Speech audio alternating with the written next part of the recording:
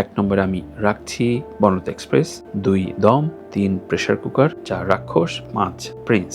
আপনাদের সিরিয়ালটি কোনটি? মানে প্রিন্স যেহেতু একটা ডিজাস্টার ফ্লপে গিয়েছে, সুতরাং তারা আসলে রিকভারি করার চেষ্টা করছে যে ছবিটা ভালো এবং কোনো মতে একটি সময়ের স্বল্পতার কারণে ঠিকঠাক নির্মাণ করা হয়নি। এবং শাকিব খান তার প্রেস মিটে এটি স্বীকারও করলেন এবং করজোড়ে অনেকটা ক্ষমাই চাইলেন যে তার একটি আইটেম সং ঈদের একদিন আগে, যেটি তার ক্যারিয়ারে এর আগে ঘটেনি। যে ফ্যান্টাসি মারপিটের ছবি রাক্ষস এবং প্রিন্স, এই দুটিকে ছাপিয়ে অনেক দূরের এক দারুণ সাফল্য করেছে গল্প নির্ভর চলচ্চিত্র। সেটিতে খুবই প্রশংসা পেয়েছে বনলতা এক্সপ্রেস এবং এই ছবিটিকে ঈদের সেরা ছবি হিসেবে অনেকেই অলরেডি মনোনয়ন দিয়েছে। বলা যায় যে প্রেসার কুকারের গল্পের শক্তি এবং মেকিং যে স্মার্টনেস রায়হান রাফি দেখিয়েছে, শুধু এই যে ভালগারিটি বা পরিবার নিয়ে যাতে দেখা যায়, এইভাবে যদি গল্পের মোচড়গুলো খুব অ্যাবস্ট্রাক্ট ভাবে নিতে পারত, এই ছবি অন্য লেভেলে চলে যেত।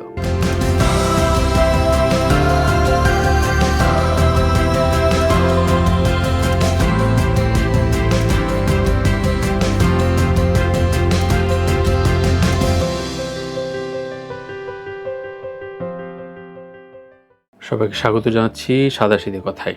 ঈদ পার হয়ে গেছে, বাট ঈদের ছবির রেশ এবং ছবির ব্যবসা নিয়ে আলাপ আলোচনা হচ্ছে, কিন্তু কোনোটাই কি বিশ্বাসযোগ্য? প্রত্যেকেই কমপক্ষে 3টি থেকে 4টি ছবি, মানে প্রিন্স যেহেতু একটা ডিজাস্টার ফ্লপে গিয়েছে, সুতরাং তারা আসলে রিকভারি করার চেষ্টা করছে যে ছবিটা ভালো এবং কোনো মতে একটি সময়ের স্বল্পতার কারণে ঠিকঠাক নির্মাণ করা হয়নি। এবং শাকিব খান তার প্রেস মিটে এটি স্বীকারও করলেন এবং করজোড়ে অনেকটা ক্ষমাই চাইলেন যে তার একটি আইটেম সং ঈদের একদিন আগে, যেটি তার ক্যারিয়ারে এর আগে ঘটেনি। এটা দুঃখজনক এবং একই সাথে আমি বলবো যে এই বিষয়টি এর আগে আমি আলোচনা করেছি যে এত বড় বাজেটের ছবি এবং শাকিব খান তার ম্যাক্সিমাম টাকাটা নিয়ে যায়, তো সেই রেসপন্সিবিলিটি, সেই বিগ লস, আমি জানি না নিশ্চয়ই যদি ঠিকঠাক থাকে এই সম্পর্কটা, তাহলে এই প্রডিউসার শাকিব খানকে নিয়ে নিশ্চয়ই ছবি করবে। আমির খানের একটা ইন্টারভিউ দেখলাম, আমির খান সেখানে স্পষ্ট করে বলছেন যে প্রডিউসার কেন রিপিট হয় না।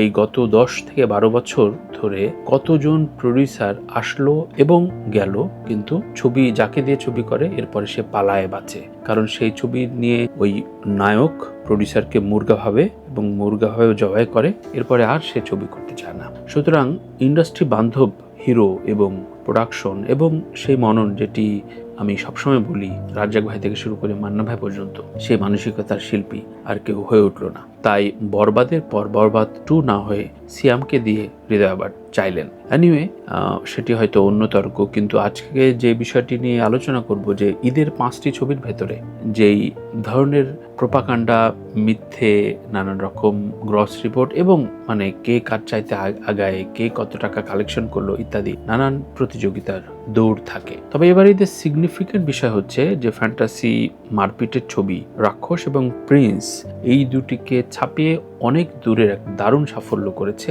গল্প নির্ভর চলচ্চিত্র। সেটিতে খুবই প্রশংসা পেয়েছে বনলতা এক্সপ্রেস এবং এই ছবিটিকে ঈদের সেরা ছবি হিসেবে অনেকেই অলরেডি মনোনয়ন দিয়েছেন এবং মুগ্ধতা প্রকাশ করেছেন। তারপরেই যে ছবিটির নাম আসে দম। দম ছবির সিনেমাটোগ্রাফি, আফরানিসের অভিনয় তা খুবই প্রশংসিত হয়েছে, যদিও গল্পের অনেক খামতি আছে। দুটি বনলতা এক্সপ্রেস এবং দম নির্মাণ করেছেন তানিম নূর এবং রেদওয়ান রনি। আর রায়হান রাফির প্রেসার কুকার ছবিটি মূলত একেবারেই এক্সপেরিমেন্ট, তবে এই এক্সপেরিমেন্ট দেখেই অনেকে হতবাক হয়েছেন যে ঈদেও একদম নায়ক ছাড়া এ ধরনের গল্প নির্ভর ছবি দেওয়া যায়। সেক্ষেত্রে খুবই অল্প সংখ্যক সিনেমা হল পেয়েছিল এই ছবিটি, একটু একটু করে এগিয়েছে এবং যেহেতু কম বাজেটের ছবি, সুতরাং এই ছবিটির লগ্নি উঠে আসা এবং সেখান থেকে লভ্যাংশ পাওয়াটা খুব সহজ হবে, যদিও সেই পথ অনেক দূরের। তবে সব মিলিয়ে উৎসবের পর বনলতা এক্সপ্রেসের যে সাকসেসটা, এই বিষয়গুলো খুবই আশাব্যঞ্জক। অর্থাৎ নির্মাতারা এখন গল্প নির্ভর ছবি করতে সাহস পাবে। একই সাথে বারবার অনেক বছর ধরে অনেকে বলে আসছেন মাল্টিকাস্টিং কেন হয় না। এফডিসি নির্ভর নায়করা মাল্টিকাস্টিং, অর্থাৎ এফডিসি নির্ভর নায়ক বলতে রিয়াজ, ফেরদৌস থেকে শুরু করে পরবর্তী প্রজন্মের সাইমন, নীরব, ইমন, বাপ্পি, এছাড়াও তারপরে এলো সিয়াম এবং এর আগে যেটি এদেরকে এক ধরনের লিড দিচ্ছিলেন শাকিব খান, ওমর সানি ছিলেন, অমিত হাসান ছিলেন, এই যে হিরো, এদেরকে কিন্তু 8-10 জন হিরোকে বা 5-6 জন হিরোকে কেউই এক করতে পারেনি। যেটি সম্ভব ছিল যে এর সাথে 4টা জুটি, 4 নায়ক 4 নায়িকা বা 5 নায়ক 5 নায়িকা নিয়ে একটা গল্প নির্মাণ করলে সেটি নির্দ্বিধায় সুপার ডুপার হিট হওয়ার একটা সম্ভাবনা ছিল এবং দর্শক কৌতূহল পেত।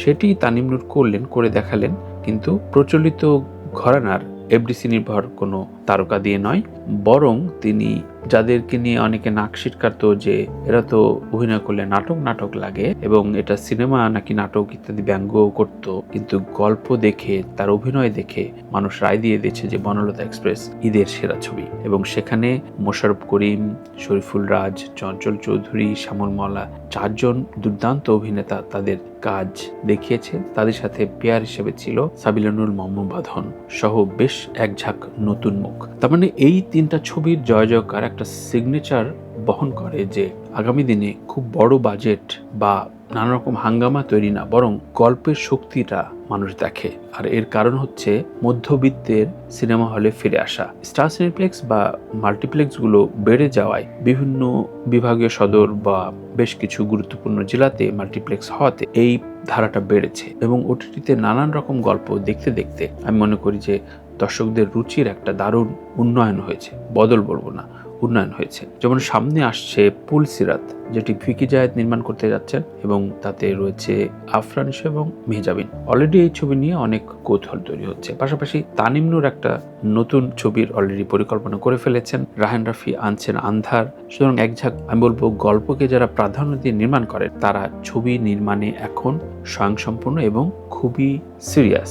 এছাড়াও মেজবাহুর রহমান সুমনের রোদ আসছে, যেটি হাওয়ার সাকসেসের পরে একটা বিশাল কৌতূহলের সাবজেক্ট। সুতরাং বাংলা ছবি যে তামিল, কোরিয়ান কিংবা হংকং ভিত্তিক মারপিট, এই যে টুকলিফাই অ্যাকশন এবং ভায়োলেন্স, এই যে ফর্মুলা, এই ফর্মুলা থেকে বেরিয়ে গল্প নির্ভরতার যে জয় হয়েছে, এটি আমাদের দেশীয় সিনেমার একটা সিগনেচার তৈরি করবে।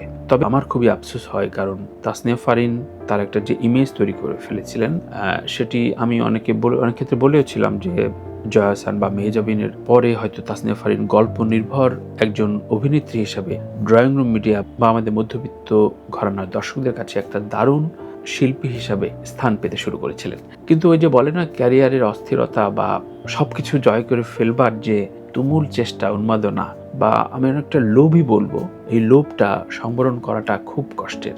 সেটি যেমন জয়া প্রথম 2টি ছবিতে ফ্যান্টাসি করার জন্য খুব চেষ্টা করেছিলেন, ফেল করেছিলেন, পরে আবার জয়া গল্প নির্ভর ছবির ক্ষেত্রে নিজেকে নিবিষ্ট করেছেন এবং সেটিতে সাকসেস হয়েছেন। চেষ্টা করেছিলেন নুসরাত ফারিয়াও, কিন্তু সেটি হয়ে ওঠে নাই। আরো অনেকেই চেষ্টা করেছেন, কিন্তু বাংলাদেশে মূলত এই সাবজেক্টিভ ছবি যে মধ্যবিত্ত দর্শকরা দারুণভাবে গ্রহণ করে, ইভেন জেনজি এবং আরবান সোসাইটি কিংবা বিশ্ববিদ্যালয়, স্কুল, কলেজ পড়ুয়া ছেলেরা যে খুব দারুণভাবে নেয়, কারণ তারা সারাদিন নেটফ্লিক্স, প্রাইম থেকে শুরু করে বিভিন্ন ওটিটি প্ল্যাটফর্মে ইন্টারন্যাশনাল স্ট্যান্ডার্ডের নানান জনরার ছবি দেখে। তারা যখন বাংলাদেশি ছবি দেখতে আসে তখন বাংলাদেশের গন্ধ খুঁজতে চায়। একইভাবে দেশের বাইরে যখন আমি ডিস্ট্রিবিউশনে কাজ করেছি তখনও দেখেছি যে তারা আসলে দেশীয় কালচার, অর্গানিক দেশি মুভি দেখতে চায় এবং সেটিরই প্রমাণ মিলল এবারের ঈদে দম, প্রেসার কুকার এবং বনলতা এক্সপ্রেসের এই তুমুল সাফল্য দেখে। রাক্ষস আর প্রিন্স, এই 2টি ছবি কেন আলোচনার বাইরে থাকলো? 2টি বিষয়। হ্যাঁ, আলোচনায় ফেসবুক খুললে আপনি প্রত্যেকটা ছবিরই আলোচনা পাবেন এবং প্রত্যেকটা ছবি সফল, বাম্পার। কারণ আমি এর আগে বলেছি, এটা নিয়ে বিস্তারিত বলবো, যে প্রত্যেকটা ঘরানার তারকা, প্রডিউসার, প্রোডাকশনের এখন ফেসবুক পেজ কিনে অপরকে ঘায়েল করার জন্য নানান রকম ফন্দি ফিকির থাকে। এবং আমাদের জানা মতে বেশ উঠতি নায়কদের নিজস্ব ইনভেস্টমেন্টে কিছু পেজ চলে, যেই পেজে শুধু তার গুণগান এবং অপরকে ঘায়েল করার প্রক্রিয়া চলে। এই সমস্ত দুরভিসন্ধি মূলত আমাদের ছবিকে উৎকর্ষের দিকে নিয়ে যায় না। এমনকি বাংলাদেশি সিনেমা জগৎ বা বাংলাদেশি সিনেমা ইন্ডাস্ট্রিকে যদি লিড দিতে হয় বা পরিচালনা করতে হয়, তাহলে অবশ্যই তাকে একেবারেই চারণ গল্প এবং এনগেজমেন্ট থাকতে হবে প্রত্যেকটা গল্পে, যেটি এই 3 জন নির্মাতার গল্পে বেশ খানিকটা ছিল। বনলতা এক্সপ্রেস দুর্দান্তভাবে সেটি পার করেছেন এবং পারিবারিক বিনোদন হিসাবে কোনো রকম কমতি রাখেননি। সেটি পরিবার নিয়ে দেখা গিয়েছে। প্রেসার কুকার সেটি দেখা যায়নি পরিবার নিয়ে, সেটি নির্মাতার স্ট্র্যাটেজিক ব্যর্থতা, পাশাপাশি দমে গল্পের প্রচুর পরিমাণে দুর্বলতা, কিন্তু আফরান নিশোর অভিনয়ের কারণে সেটি উতরে গিয়েছে। তাই সব দিক দিয়ে বনতা এক্সপ্রেস এতটা এগিয়ে, কিন্তু সামগ্রিকভাবে যে গল্প নির্ভর ছবির যে সাফল্য, এর সুফল আগামী অনেকগুলো ঈদ বা আগামী বছরগুলোতে আমরা দেখতে পাবো। নির্মাতারা সাহস পাবে যে শুধুমাত্র শাকিব নির্ভর বা বড় বাজেট, অনেক অ্যাকশন, বিশাল অ্যানিমেশন বা এই যে নানান রকম ভায়োলেন্স একেবারে নিখুঁতভাবে উপস্থাপনের জন্য যেই খরচটা হয়, এই খরচটা বাদ রেখে আমি যদি সুন্দর বাংলাদেশি গল্পে নির্মাণ করতে পারি, তাহলে দর্শক টানা সম্ভব। দম ছবিটি একটা অ্যাসাইনমেন্ট ওয়ার্ক এবং এটাতে বিশাল খরচ করা হয়েছে, সেটিতে দেখা গিয়েছে, কারণ মিখাইল ওয়ার্ল্ড ক্লাস সিনেমাটোগ্রাফার, তাকে দেখা গিয়েছে এই ছবিতে। আপনি বিভিন্ন শটে মুগ্ধ হবেন। এটা দম ছবির দুর্দান্ত ইএসপি। আমি আবারও বলছি, গল্পের দুর্বলতাটা যদি না থাকতো এই ছবি অন্য জায়গায় চলে যেত, কিন্তু গল্পের কোনো স্টেশন নাই, একেবারেই কোনো গল্পের ডিটেলিং ছাড়া একটি ছবি। বনতা এক্সপ্রেস একইভাবে বলবো, দুর্দান্ত গল্প, গান, এর চরিত্র অভিনয়, কিন্তু দমের মতো যদি সিনেমাটোগ্রাফি এটাতে থাকতো, এই ছবি উড়ে যেত। প্রেসার কুকার একইভাবে বলা যায় যে প্রেসার কুকারের গল্পের শক্তি এবং মেকিং যে স্মার্টনেস রায়ান রাফি দেখিয়েছে, শুধু এই যে ভালগারিটি বা পরিবার নিয়ে যাতে দেখা যায়, এইভাবে যদি গল্পের মোচড়গুলো খুব অ্যাবস্ট্রাক্টভাবে নিতে পারতো, এই ছবি অন্য লেভেলে চলে যেত। তাই এগুলো লুপহোল থাকেই। সব ছবির যে সব ধরনের দর্শক টানবে সেটিও কোনো বিষয় না। সবচেয়ে বড় আনন্দের বিষয় হচ্ছে আমাদের চলচ্চিত্র এগিয়ে যাচ্ছে এবং আমাদের গল্প নির্ভর চলচ্চিত্র মানুষ দেখছে, সেটিতে প্রশংসা করছে এবং সেটি গ্রহণ করছে, সেটি ব্যবসা করছে। বাংলাদেশি ছবি এগিয়ে যাক। আপনাদের কাছে সেরা 5, 1, 2, 3, 4, 5 কোনটি হলো সেটি সিরিয়ালি জানাবেন, লিখে জানাবেন, সেই অপেক্ষায় রইলাম। আমার সিরিয়াল তো আমি দিলাম। 1 নম্বরে আমি রাখছি বনতা এক্সপ্রেস, 2 দম, 3 প্রেসার কুকার, 4 রাক্ষস, 5 প্রিন্স। আপনাদের সিরিয়ালটি কোনটি? সবাই খুব ভালো থাকবেন, মতামত দিয়ে এই আলোচনার ধারাবাহিকতা বজায় রাখবেন। আল্লাহ হাফেজ।